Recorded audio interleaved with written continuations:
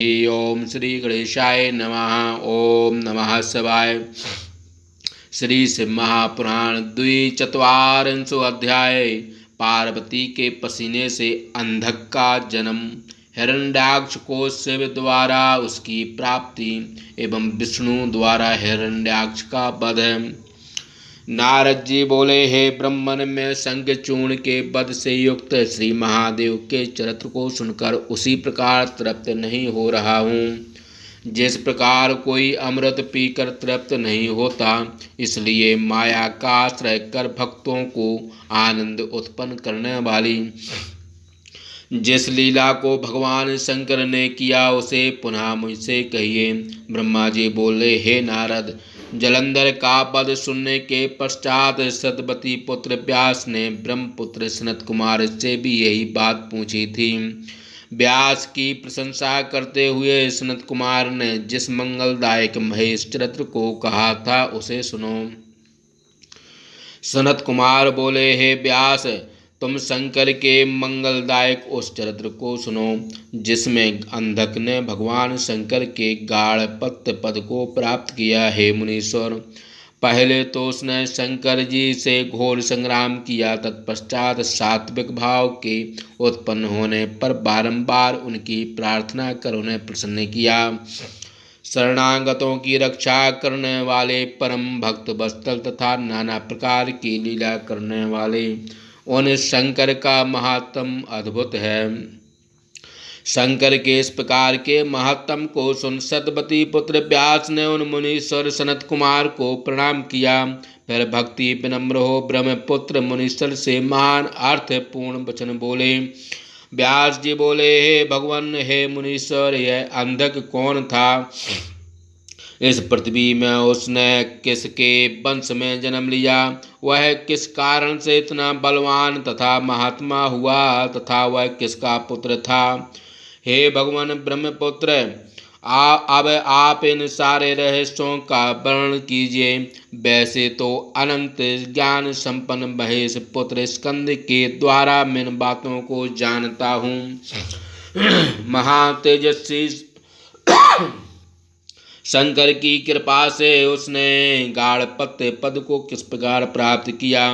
बसता यह अंधक महाधन है जो उसे गाढ़पत्य पद की प्राप्ति हुई। ब्रह्मा जी बोले, हे नारद, व्यास के इस प्रकार के वचन सुनकर ब्रह्मपुत्र सनत कुमार महामंगलदायक शिव चरित्र को सुखतात व्यास से कहने लगे। सनत कुमार बोले, किसी समय देव सम्राट भक्त वत्सल भगवान शंकर अपने गणों तथा पार्वती को साथ लेकर कैलाश से विहार करने हेतु काशी पधारे। उन्होंने काशी को अपनी राजधानी बनाई, भैरव को उसका रक्षक नियुक्त किया। पुनः मनुष्यों को आनंद देने वाली नाना प्रकार की लीला पार्वती के साथ करने लगे। किसी समय वरदान देने के कारण वे एक बार अपने गणों के साथ मंदराचल पर गए और वहां पर पार्वती के साथ विहार करने में प्रवृत्त हो गए। अनंतर मंद्रस्थ पार्वती ने पूर्व दिशा से नर्म क्रीड़ा काम परिहास करते हुए लीला पूर्वक चंड पराक्रम वाले सदाशिव के नेत्र बंद कर दिए। मूंगे तथा रक्तोक्त पल के समान कांति वाले कमल के समान अपनी दोनों भुजाओं से जब पार्वती ने शिव के नेत्र बंद कर दिए तब संसार में घोर अंधकार छा गया। तब सदाशिव के ललाट का स्पर्श करते ही वहां पर स्थित अग्नि की उष्णता से पार्वती के हाथों से स्वेद बिंदु टपकने लगे। हे व्यास, वह स्वेद बिंदु कुछ क्षण के अनंतर महाभयंकर विकराल मुख वाला एक राक्षस के रूप में परिणत हो गया,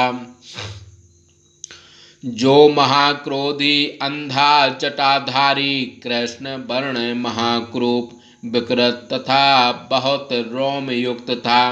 उत्पन्न होते ही वह गाना, हंसना, नाचना, रोना तथा जीभ चाटना प्रारंभ किया तथा महाघोर शब्द करने लगा। उस विचित्र दर्शन पुरुष को उत्पन्न हुए देख गौरी के आश्चर्य का ठिकाना न रहा।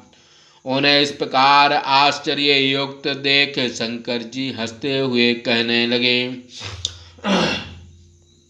शिव जी बोले, हे प्रिय, तुमने हमारे नेत्रों को बंद कर जो कर्म किया है, अब उससे क्यों भयभीत होती हो। महादेव के वचन सुनकर गौरी ने हंसते हुए अपने हाथों को शिव के नेत्रों से हटा लिया। तब प्रकाश हो जाने पर वह अंधा राक्षस अंधकार से भी अधिक घोर रूप हो गया। उसे इस प्रकार के रूप को मैं देखकर गौरी ने महेश्वर से पूछा। पार्वती बोली, हे भगवान, हम दोनों के देखते देखते यह महाघोर अत्यंत विकृताकार वह कौन उत्पन्न हो गया है। आप मुझसे सत्य कहिए, आपने किस कारण से इसकी सृष्टि की है, यह किसका पुत्र है। सनत कुमार बोले, लीला करने वाले अंधक सृष्टिकर्ता भगवान शंकर ने त्रय जगत जननी प्रिया की बात सुनकर हंसते हुए उनसे कहा। शिव जी बोले, हे अद्भुत चरित्र करने वाली, हे चंडिके, तुमने जो मेरे नेत्रों का निमीलन किया है, उससे उत्पन्न तुम्हारे स्वेद कर्ण के द्वारा यह अद्भुत महापराक्रमी अंधक नाम वाला राक्षस उत्पन्न हुआ है। यद्यपि यह राक्षस रूप है, किंतु तुम ही जन्मदात्री हो। अतः हे आर्य, तुम ही अपनी सखियों के साथ दयापूर्वक गणों से इसकी रक्षा करो और बुद्धि से विचार कर इसके विषय में जो करना चाहती हो उसे करो।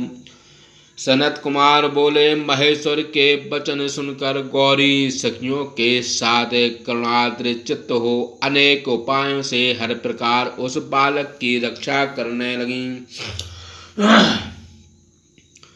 तदंतर शिशिर काल प्राप्त होने पर हिरण्याक्ष अपने बड़े भाई की संतति वृद्धि को देख अपनी स्त्री की इच्छा से तपस्या करने के लिए वहां पहुंचा। वह कश्यप पुत्र असुर बनकर आश्रय ले काम क्रोधादि दोषों को जीत कर पुत्र प्राप्ति के निमित्त काष्ठवत अचल हो शंकर के दर्शन की इच्छा करता हुआ तप करने लगा। हे द्विजेंद्र, तब उसकी तपस्या से प्रसन्न हुए शंकर वर देने के लिए उस स्थान पर जाकर दैत्यराज से बोले। शंकर बोले, हे दैत्यराज, तुम्हें अपनी इंद्रियों को इस प्रकार क्यों संतप्त करते हो और किस निमित्त इतनी कठिन तपस्या कर रहे हो। तुम्हें अपने मनोरथ कहो, मैं शंकर तुम्हें वर देने के लिए आया हूँ। तुम जो चाहते हो वह सब तुम्हें दूंगा। सनत कुमार बोले, शिव जी के इस प्रकार सरस वचन सुनकर दैत्येंद्र अत्यंत प्रसन्न हो गया। फिर हाथ जोड़े सिर झुकाकर स्तुति एवं नमस्कार करता हुआ शंकर जी से बोला।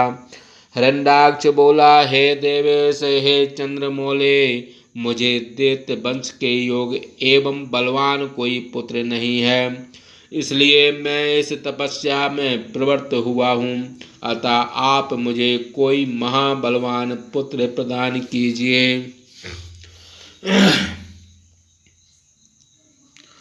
क्योंकि मेरे भाई के प्रहलाद आदि 5 महाबलवान पुत्र हैं, किंतु मुझे एक भी पुत्र नहीं है। मैं वंश रहित हूँ, अतः मेरे विशाल राज का भोग कौन करेगा। जो पुत्र अपने बाहुबल से दूसरों को जीत कर राज का भोग करता है अथवा अपने पिता के द्वारा अर्जित राज का उपभोग करता है, वही इस लोक में तथा परलोक में पुत्र कहा जाता है, और उसी पुत्र से पिता भी पुत्रवान होता है। वरिष्ठ धर्मज्ञ ऋषियों ने पुत्रवानों की ऊर्ध्व गति कही है। इसलिए सभी प्राणी ऋतुकाल के उपस्थित होने पर पुत्रोत्पत्ति की कामना करते हैं कि बहुना पशुओं में भी अपने तेज के द्वारा पुत्र कार्य में प्रवृत्ति देखी जाती है। पुत्रहीनों को उत्तम लोक नहीं प्राप्त होता, इसलिए लोग देवताओं की आराधना कर उनके चरण कमलों में एक पुत्र की भी कामना करते हैं।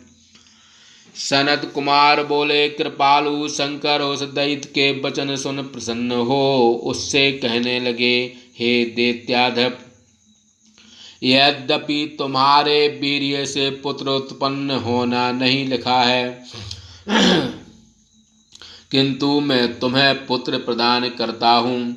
यह अंधक नाम का मेरा पुत्र तुम्हारे ही समान बलवान है और अजय है, अतः तुम सब दुखों को त्याग कर उसी को अपना पुत्र मान लो। सनत कुमार बोले, इतना कहकर भूतनाथ त्रिपुरारी उग्र एवं महात्मा शंकर ने पार्वती सहित प्रसन्न हो हिरण्याक्ष के लिए अपने पुत्र को प्रदान कर दिया। इस प्रकार वह दैत्यराज शंकर से पुत्र प्राप्त कर प्रदक्षिणा कर तथा अनेक स्तोत्रों से उनकी स्तुति कर अपने राज्य में चला गया। प्रचंड पराक्रमी वह दैत्यराज सदाशिव से पुत्र प्राप्त कर संपूर्ण देवताओं को जीत कर इस पृथ्वी को अपने देश पाताल में ले जाकर स्थापित किया।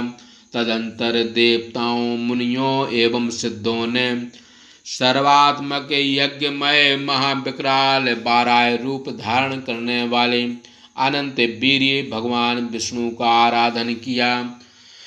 उस आराधना से संतुष्ट विष्णु ने अपने घोर तुंड प्रहार से पृथ्वी को विदीर्ण कर पाताल में प्रविष्ट हो तुंड के आघात से सैकड़ों दैत्यों को विनष्ट करते हुए अखंडित दाढ़ों के अग्रभाग से वज्र कल्प पाद प्रहार से समस्त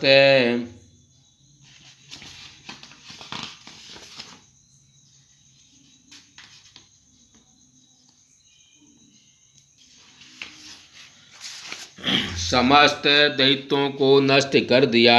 तत्पश्चात करोड़ों सूर्य के समान जाजलमान अपने चक्र सुदर्शन से महातेजस्वी उस दैत्यराज का सिर काट दिया और उसी चक्र से दैत्यों को जला भी दिया। हिरण्याक्ष के मर जाने से दैत्यों ने अंधक को राज पद पर अभिषिक्त किया। इस प्रकार विष्णु पाताल तल से पृथ्वी का उद्धार कर अपने दृष्टांग भाग से पृथ्वी को पुनः अपने स्थान पर प्रतिष्ठित कर परम प्रसन्न हो गए, जिससे सभी देवताओं को यज्ञ का भाग प्राप्त होने लगा। समस्त देवताओं, मुनियों तथा स्वयं ब्रह्मदेव ने उनकी स्तुति की। तदंतर उग्रकाय भगवान बाराह देवताओं का कार्य कर अपने लोक को चले गए। बाराह के द्वारा राक्षस राज हिरण्याक्ष के मारे जाने से सभी देवता, मुनि तथा अन्य सभी जीव बहुत सुखी हो गए। इस प्रकार शब्दती भाषा टीका सहित महापुराण के अंतर्गत द्वितीय रुद्र संहिता के 5वें युद्ध खंड में हिरण्याक्ष पद वर्णन नामक 42वां अध्याय समाप्त। बोलिए शंकर भगवान की जय।